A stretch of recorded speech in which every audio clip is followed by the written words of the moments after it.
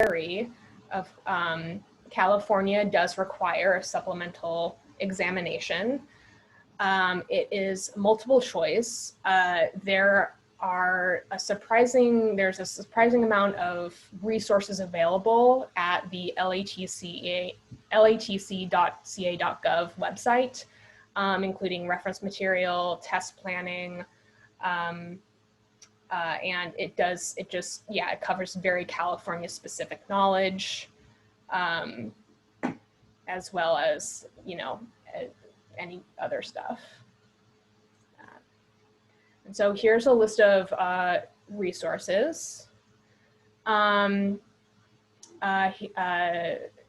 LARE prep class with Sarah, the Google group, test practices, the Innova grant, which I wasn't aware of until recently. It can grant you up to $1,000 to take the LARE, as well as CLARB's newest orientation guide, which is very helpful and handy and has been updated for the new testing, the online exam proctor for this December, should you take section 1 or 2 remotely.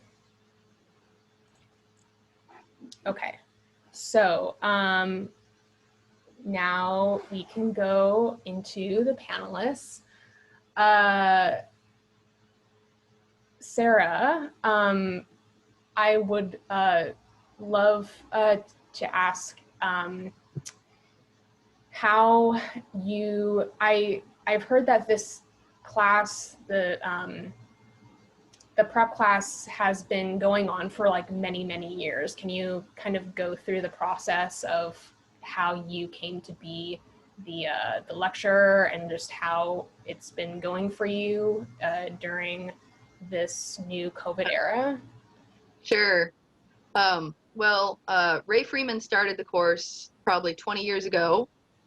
And at that time, he was working with some folks that he knew through WRT who aren't here tonight, but I'll give them credit. John Gibbs and Jake Tobias, who some of you may know, helped to write a lot of the initial content with Ray. And they're still over there doing really good work in San Francisco, and probably would be resources if anybody wanted to reach out and ask them questions. And then it was co-taught for quite a while. Ray asked me to come and help teach because it was an entire weekend out at the Marin Headlands. And he would rent the youth hostel out there, and people would fly in from all over the West Coast and spend a weekend, and it was great. They had an organic cafeteria, and Ray was sort of a board gamer guy, and he would bring interesting activities for the evening, and after the end of the classes they would sit around and play games and drink wine. So it was kind of a whole social scene. And then he moved the course to Berkeley, I don't know, 5 or 6 years ago, and that just made it cheaper and easier. In 2019 he decided it was time to retire. I think that was actually his 20th year, and he cornered me a couple of times at ASLA holiday parties and said, you should take this over. And I wasn't sure, but he talked me into it, and I do really enjoy teaching the class. Now that we've been forced to go online, it's a really different experience, and in some ways I think it's better. We are getting class participants from Canada and from Colorado, and a lot of people from New York City in this round this weekend that we're running. I've had people from Alaska and Louisiana. So one of the things that happens when you're preparing for the exam is you don't have any personal experience with a lot of the things that are tested. I have never had to deal with permafrost.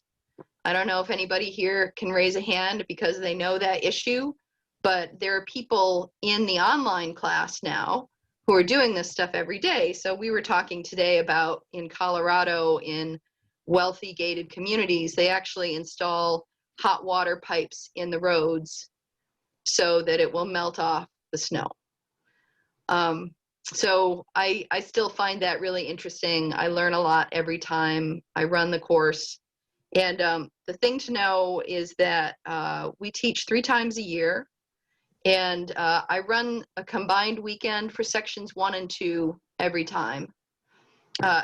Sections 1 and 2 are fairly easy to prepare for, I think. If you work from the reading list, a lot of the questions come right from those recommended texts. Sections 3 and 4 are a little more difficult. You're expected to bring more, what we call implicit knowledge, work experience, intuition, I would almost even say. Section 3 can be very confusing, and people often report that they don't really understand why a certain topic was tested there. It doesn't seem to have any relationship to the test specs. But we try to pull that all into some kind of form to help people prepare. And over the course of the weekend, we practice. We do a lot of practice exercises. So I alternate teaching section 3 and section 4 because it's a lot of work to teach those. So for example, this weekend we're running section 4, and in 2 weeks we'll run 1 and 2. And then in February, I will run section 1 and 2 and section 3. And then we'll run section 4 again in August. All of these things are kind of figured out a little bit on the fly. I still have a full-time job at Placework, so I try to keep the most current information that I have on my website at sarahgronquist.com. I see Krista asked a list. If you go to CLARB's website and download that guide for candidates for the LARE that Molly was referring to, all of those reading lists are in that document. And they're not bad. You know, there's maybe 4 or 5 books for each section, and usually they're books that you should own anyways, like Time Saver Standards. I find preparing for section 1 and 2 is actually really useful for your professional life. You learn about things you might not have gotten to do yet, like contracts and construction administration. So I guess that's my answer. I could talk for a long time, but that's the overview. Awesome. Thank you, Sarah. I'm seeing a question from Colette. You're in the process of signing up to take the LARE. You had to submit materials to the LATC first. And you started late August and just found out about how your materials were approved a couple of days ago, but you were told that they cannot transmit my approval to CLARB since the LATC is awaiting modified examination procedures from CLARB.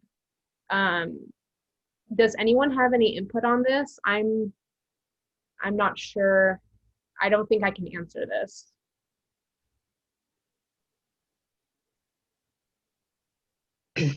Yeah, I don't, there are a few things that are up in the air right now. I think CLARB learned some things from running the exams under COVID protocols in August. The other thing that's new is that they now have this sort of, what do they call it, indeterminate exam results. So some of my August students did not receive a pass or a fail.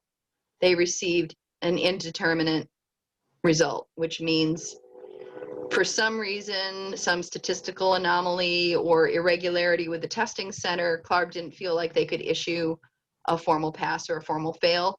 So my sense is that they're trying to figure out a bunch of new stuff, and nobody knows yet. Thanks for the insight. Mm-hmm.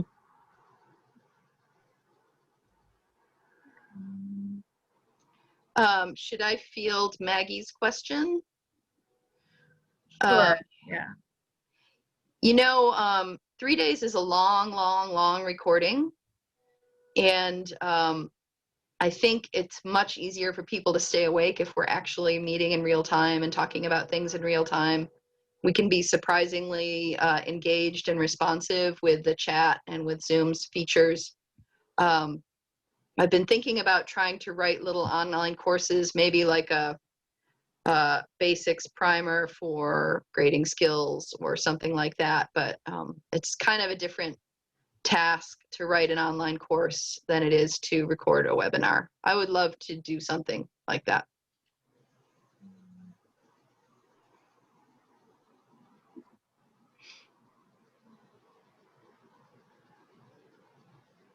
So Michaela Clarb offers the sections, all of them, 3 times a year. And I believe those test periods are March and September and November. And it's a 2-week testing period normally. This summer, they ended up extending the testing period by several weeks because, you know, they didn't have enough seats with COVID protocols to accommodate everybody that wanted to be tested. But it should normally be a 2-week session, 3 times a year. Oh, thank you. That's right.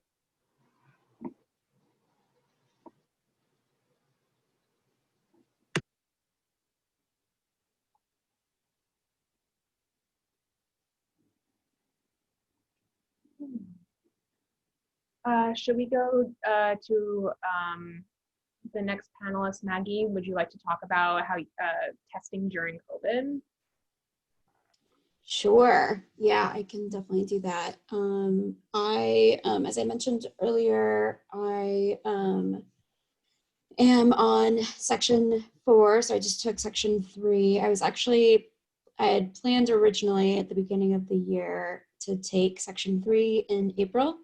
Obviously that got pushed probably 4 times until I think at that session, the summer session that Sarah was just mentioning was August, and it was about 4 weeks or so until mid-September, which is when I ended up taking my exam. And I definitely found that, especially, or at least in Chicago, I'm not sure how it was in other cities, but there were definitely a lot less seats available.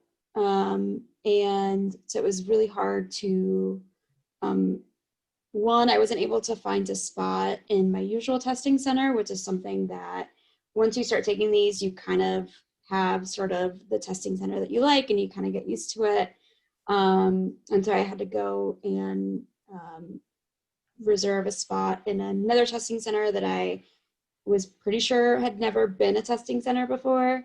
So when I showed up, you were asked to show up 30 minutes, at least 30 minutes in advance. And so I showed up at like 9:30. My test was scheduled to start at 10. They were just kind of a chaos in there. The computers were all off. They had to like turn on all the computers, start the programs. There wasn't really a ton of social distancing happening.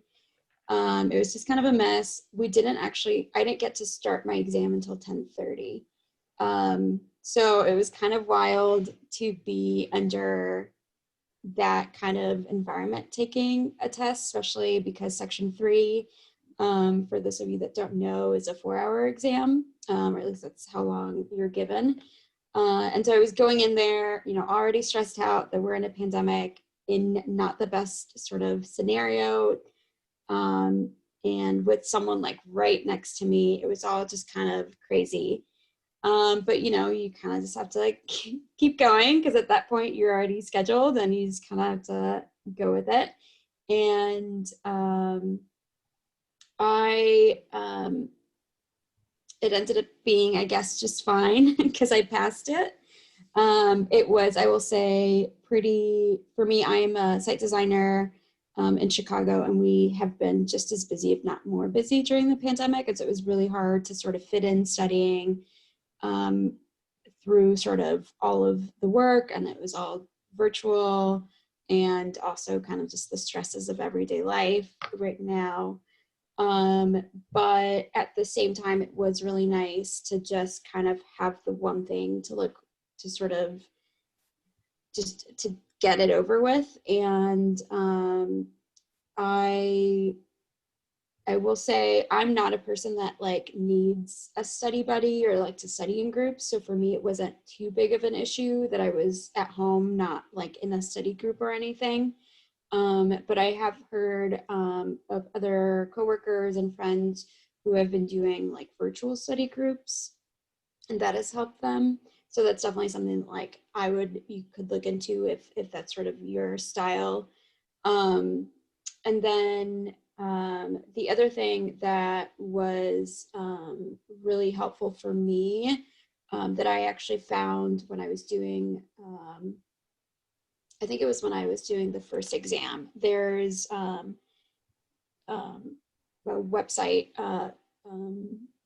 ProProfs, and they have sample exams that you can take sort of live, like on your computer, and it's not necessarily like word for word what questions are going to be, obviously, but it does help to be taking them sort of on your laptop with a time, sort of a timer going off, and it's just sort of a little bit of a similar environment rather than just doing it on paper. For me, that's really helpful. And also that one, what's nice about those exams, which I take 2 or 3 times throughout my studying session, like while I'm studying, is when it gives you the results, it tells you, it basically gives you like a little blurb on why your answer was right or wrong. And so then I'm able to sort of go back to all of the things and figure out what I'm missing, and then just go back to the material so that I know like what I know and what I don't know, and like why I don't know what I don't know, kind of thing. And yeah, Sarah, the LARE Google group, and then also there's a lot of just like resources out there if you just ask people. Sometimes I get too many resources. And so it is kind of just nice to talk through with someone. Like, this is a great forum for that kind of thing, to just figure out, because it can be overwhelming to get like all of the resources thrown at you and not really know what to look at and what to study from. So I think especially for pandemic and like these times, it is good to sort of just really be able to focus on having a plan. For me, that was really helpful. And also, I don't know, Sarah, if this is something that you guys talk about in your classes, but I've heard from other people who do workshops and just people I know who have taken these, is I try not to study more than 6 weeks in advance. It's sort of, I know people who sort of overstudy, and for me, that's not helpful, to just kind of get overwhelmed with like studying too much, especially I think right now is sort of just paring it down, being really productive while you're studying, and not feel like you have to, like this has to be another full-time job. So I think that is overall what I would say for right now. I will say I went to register today for my Section 4 in December, and there are almost, at least in Chicago, there's almost no seats available. There was only one time frame throughout the whole 2-week period in the city of Chicago for my exam. So if you were thinking of taking an exam, you can go without even signing in. You can go to Pearson VUE, and before the sign in button, there's a seat availability link, and you can click on that and you can select the exam that you're going to test for, and you can see preliminarily what seats are available and like what the timeframes are and what testing centers, so that you kind of get a better idea of like, maybe right now just isn't the session for you or whatever. But for me, that has been really helpful. I've done that for the last couple of exams, and it's good just to know sort of if I'm looking at an exam that's like right at the beginning of the session, or that's like at the end of the session, or like in this case where there's literally only one time frame. And if I hadn't known that, and there were no time frames and I had already paid for it, it gets a little bit more complicated. So I would definitely check your seat availability before you go and register. And then also, I think Colette, with your question about CLARB and LATC, go ahead and call CLARB, Veronica over at CLARB, and really anyone over there. They're very friendly. They mostly always answer pretty quickly, or you can email them and they'll help you as much as they can. That's been my experience, at least. Super helpful. I wanted to kind of combine some of these questions that are coming in. One of the earlier questions of, I wanted to kind of maybe throw it to Siobhan and Marion. So like on your guys' journey, since you've passed all 4 already, what was, I guess the question was, which test do I take first? Like, where do I start? Where do I begin? And then also, how, like, what are the first kind of like books or resources that I begin to look at? I know the books are very expensive, and also, you know, there's just so many things that are thrown at you, and from previous people who've taken the test, you know, several years ago, and the test has evolved and changed over time. But I think, yeah, just you guys can kind of weigh in on what was your kind of first test, and did you have to restructure that? And also Maggie and Sarah, feel free to jump in too. But Maggie, that whole thing was super helpful. I think a lot of questions came out of that about your experience. But for those, it seems like a lot of people are just like, okay, like I don't have a council of record. I haven't even looked at any books. Like, I don't even know which test to take or what to begin with. Like, so I guess, any thoughts? Yeah, I mean, I guess it just depends on where you at in your journey. You know, if you've just graduated, 1 and 2 is a great start. But if you've already hit like your 2-year mark working under a landscape architect, you know, then you could have kind of more free reign to choose from, right? I've done 1, 2, 3, 4 in order, but I've heard from many people who've done 1 and 4 together and 2 and 3 together. Because 1 and 4 does overlap. There is some construction documentation and construction contract questions in the section 4 exam. So there is information, but it's not that much where it's like you need to study them together. I mean, going from the first to the last is just as good. And, you know, depending on the kind of person you are, if you want to take all of them in one sitting, or in one session, you could, or you could take it 1 and 2 and 3 and 4. It just really depends on like how you work and how you study and how much you can handle during a given time period.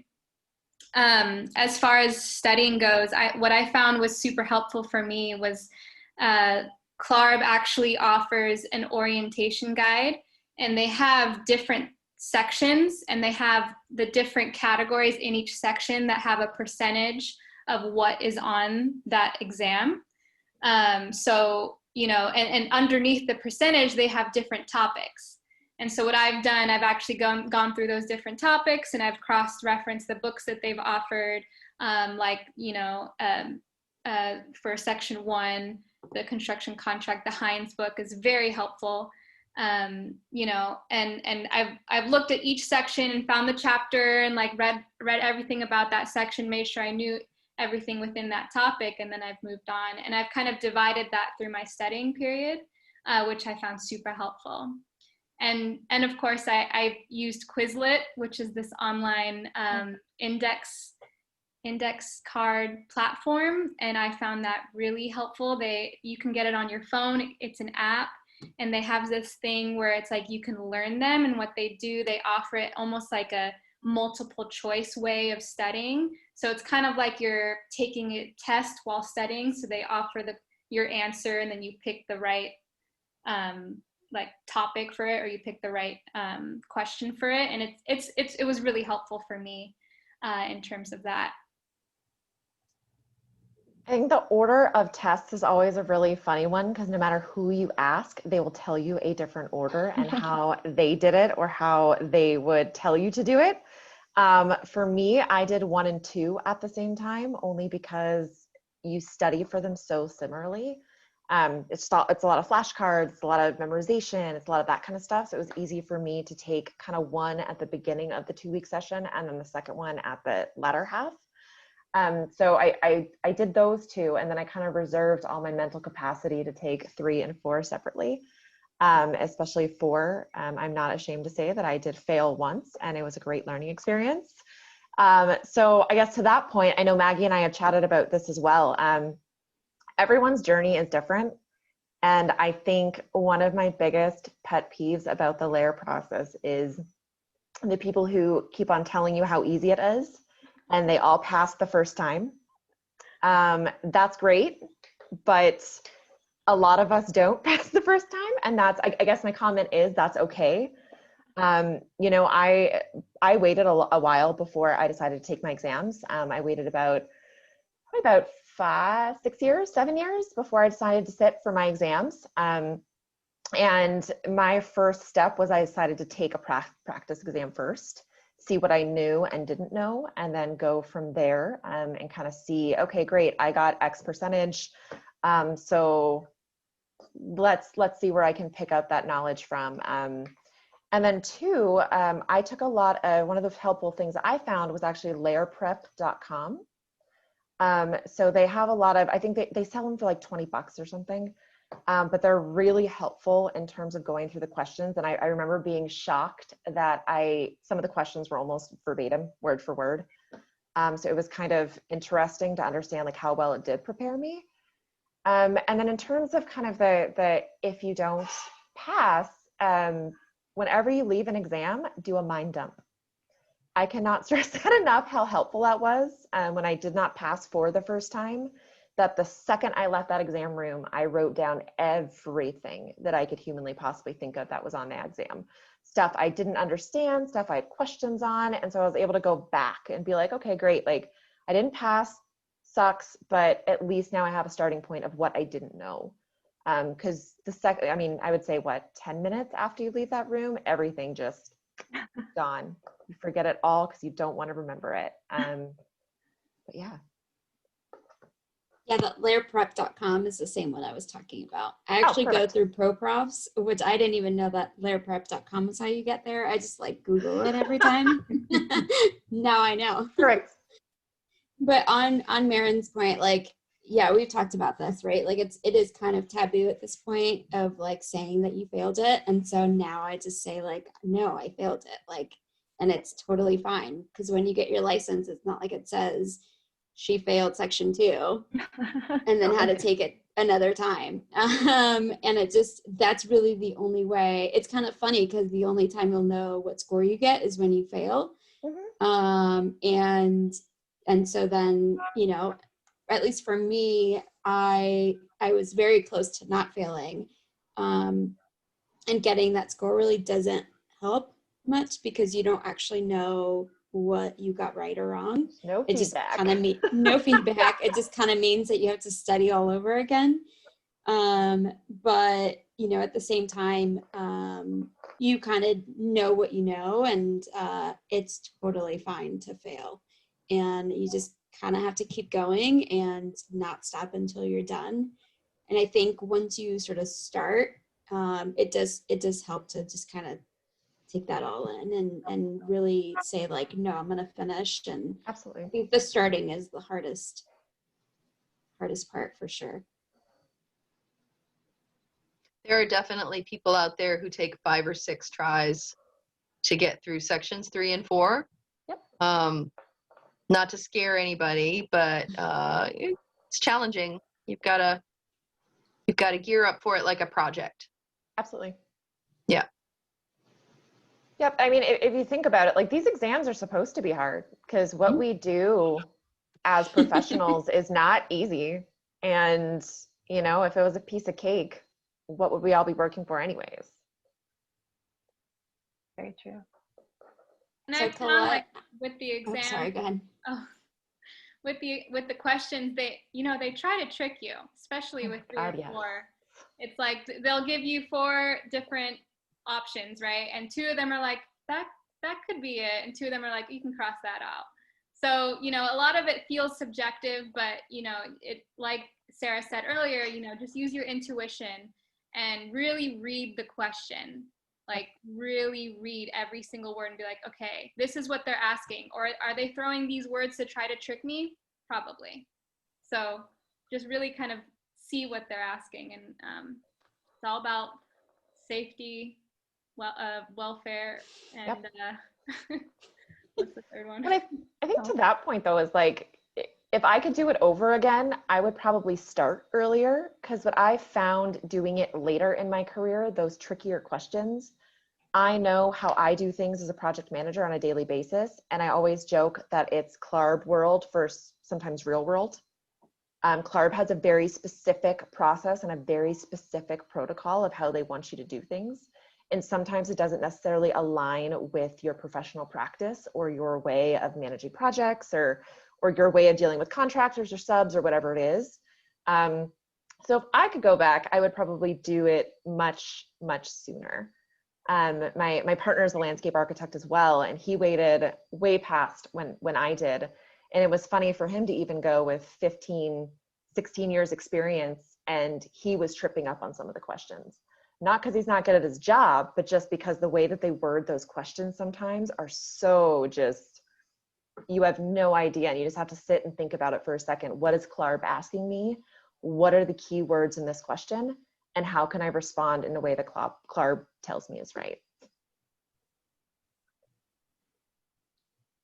Yeah, I'd say that. And then also, the longer you wait, the more responsibilities you have at work and like on other things, and the harder it is to sort of make time for those, for like studying. And I think the further away you get from school, the further away you get from like that studying mindset. And so it is, I definitely, it's not like I'm super far out from school. Like I graduated 5 years ago, but I'm just so done with studying at this point. And, with like volunteering and work and all of these things ramping up, it is really hard to like take time away from that to study. And so I definitely recommend taking those earlier. And I think just to reiterate, I actually had a harder time, and I think Marin, we might have talked about this, or I might have talked about this with someone else. I actually had a harder time with section 2 than I did with like section 3. And I think it all just depends on like your experience.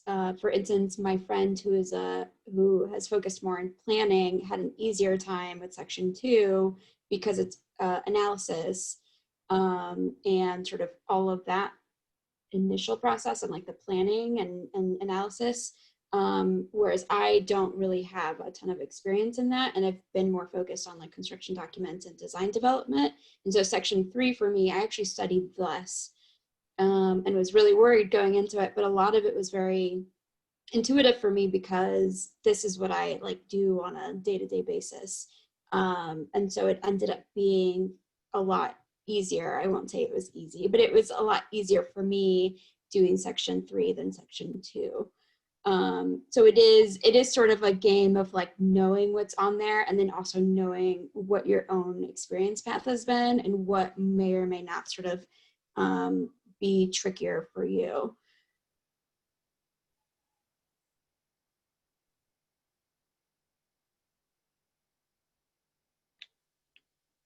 That's good. Yeah, I'm just, I appreciate the panelists like responding to our participants, just trying to look at all of that. I think we have like 5 minutes left.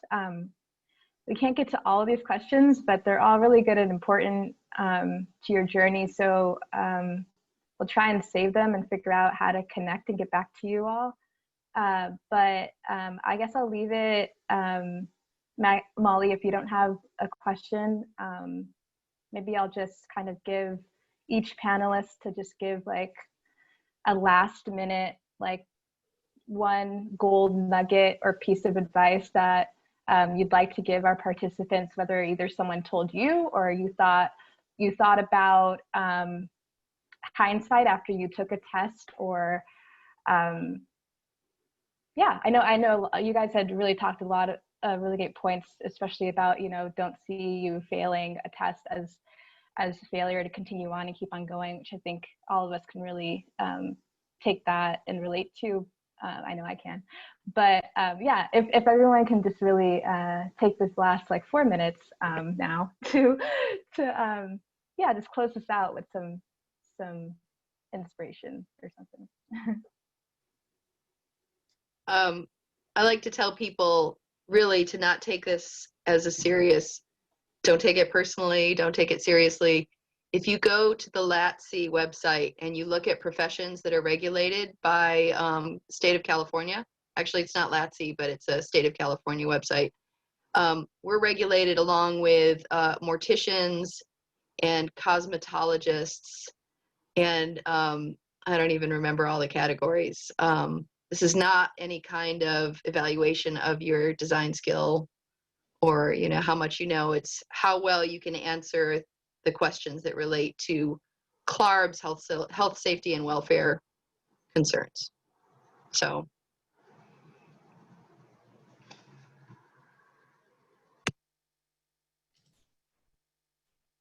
I'll just say, don't be scared to like ask for help, and to just be really public about your process. For me, like I've just kind of been on Instagram, and every time I've said like I'm studying, and then people either like offer up encouragement or offer up resources, or say like, hey, let's meet up, or whatever. Just like tell people that you're doing this, and everyone, to me at least, has been incredibly supportive, and have offered up things that they've done or whatever it might be. And to that end, like seriously, just I'm sure all of us are more than willing to help anyone. So just like reach out if you need any words of advice. Reach out to CLARB if you have questions. Like that's what they're there for. We are paying them money to help us through this process. So like use them. I know we all like to complain about CLARB. So let's like use them up and use each other. And like, that's what this network is for. And, just starting, I think is the hardest, and just kind of set yourself up for success by just starting it. And I just want to add, I know that taking a test can be really daunting, and getting that email saying your test results are back and then looking at your test results on CLARB can be kind of high anxiety. So just remember to breathe. We're all in this together. We're all taking these exams and getting our license together. So it's a process. If you've been studying and you know all the information, then you know what you know, and you just gotta like get through the exam and get through it, and write everything down, and do your due diligence. But it's not something to really stress too much over. You got this. I think to build on what Maggie and Siobhan said, like we're all in this together, and never be afraid to reach out to people. I think one of the most helpful things that I did was when I didn't understand a concept or understand a question, I went to my principal, or I went to a senior associate, or I went to someone else who I knew would be able to explain the concept to me. I also asked at my job, when I was going through, for example, Section 4, I asked for grading and drainage projects because I knew that that wasn't my strength. So I asked, hey, even if I'm not actually giving this to a client, because I'm probably going to mess it up, is there any way you can give me an actual problem that I can solve and just walk through it with you? And so that was really helpful for me. And yeah, I mean, ASLA, this is going to be a total ASLA plug, but I'll do it anyways. We're such like a welcoming, lovely community. I mean, I have met so many amazing people through ASLA and through different organizations, and they are always willing to help you, to lift you up, to answer your stupid questions. I mean, so just never be afraid to reach out. Like if you want any, as Maggie said, if you want any of our emails, like I'm sure we can give them out or give them through Monique. But just, yeah, don't be afraid to reach out and ask for help, because we're all one big, really nerdy landscape architecture family. That was awesome. Oh, wow. Again, thank you all panelists so much. Your time, we really appreciate it. I know this is a Friday night, but I think we all like learned a lot from you all. So again, thank you so much. Thanks for being a killer MC, Monique and Molly. Yeah. Oh, yeah. Molly, for sure. This is Molly. You know, pulled the whole presentation together. Learned a lot about CLARB. Reached out, or LARE and CLARB reached out to CLARB and asked those questions. So yeah, we really care about your journeys and where you how you get there. So please, yeah, email. Krista has put her email in the chat if you want an accountability group, if you guys want to meet regularly or bi-weekly or whenever to study and continue this dialogue. We also plan to do a monthly LARE get-together to hit on a topic each month. So please stay tuned. Please continue to stay involved. You see that Maggie and others are putting their emails. Oh, this is awesome. Keep on doing that. Save the chat, screenshot it. And yeah, let's build this community. Really great. Thank you. Follow them on Instagram. Yes, for sure. I bug them all the time on Instagram. They're really dope people. Will we, Monique, will we be sending the PowerPoint to everyone? Yes. Yes. Laura's saying yes. So you'll have all that info. Again, Sarah, thank you for joining and sharing your knowledge and being an educator for the LARE. And yeah, we look forward to talking about this soon. So Molly, if you don't have anything else, I guess everyone have a great weekend. I'm all good. And this recording will be available on the YouTube, the ASLA NCC YouTube. Sounds good. All right. Have a good weekend, all. Thanks, everyone. Thank you, guys. Thanks so much. Bye. Bye. Bye.